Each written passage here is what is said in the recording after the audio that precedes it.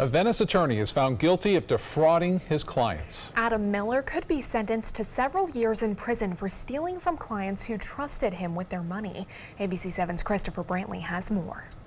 Good afternoon, Mr. Miller. The money was kept in what's called an attorney trust account. It belonged to Miller's clients, but he had access to it to withdraw his attorney's fees. But Brad Gucciardo says he withdrew too much. He did so by writing checks and making cash withdrawals from his own trust accounts in those banks, and then deposited the funds in his own accounts within the same banks. On Thursday, Miller was found guilty of 5 counts of scheme to defraud his clients. Gucciardo represents 2 of Miller's victims. One is a single mom with a young child. Her life has completely changed. She's a single mom, very young, and the other members of the family have similar situations.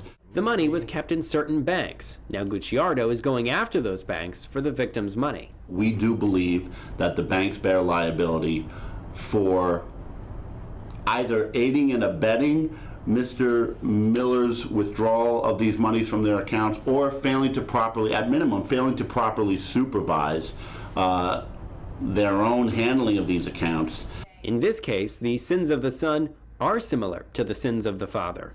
Mr. Miller's father was convicted of similar, if not identical, misconduct. I believe he was sentenced to 4 years.